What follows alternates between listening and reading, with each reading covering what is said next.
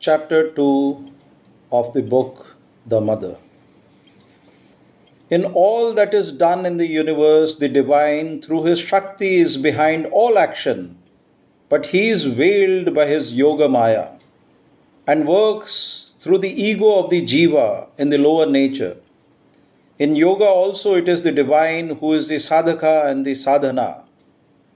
It is his Shakti with her light, power, knowledge, consciousness, Ananda, acting upon the Adhara. And when it is open to her, pouring into it with these divine forces that makes the sadhana possible.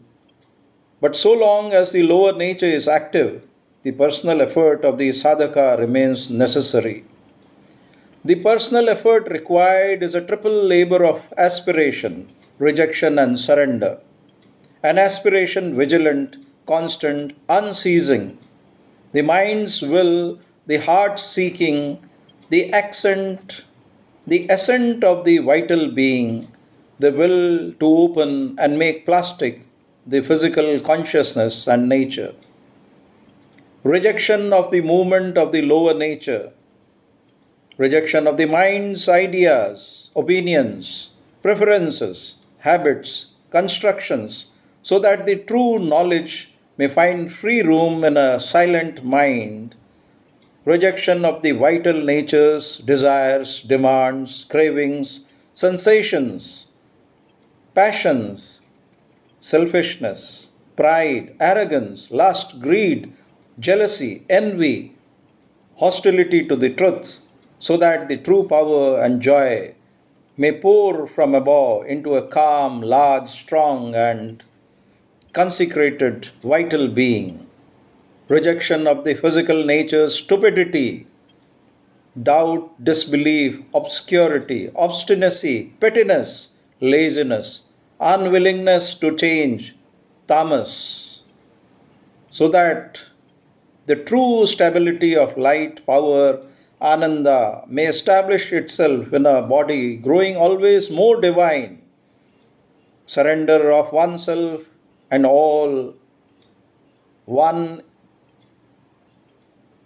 is and has, and every plane of the consciousness and every moment to the divine and the Shakti.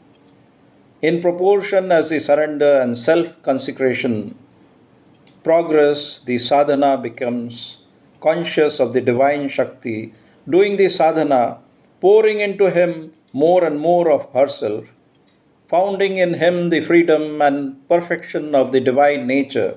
The more this consciousness process replaces it, his own effort, the more rapid and true becomes his progress. But it cannot completely replace the necessity of personal effort until the surrender and consecration are pure and complete from top to bottom. Note that a tamasic surrender, refusing to fulfill the conditions and calling on God to do everything and save one all the trouble and struggle, is a deception and does not lead to freedom and perfection. That brings an end to the chapter 2 of the great book, The Mother.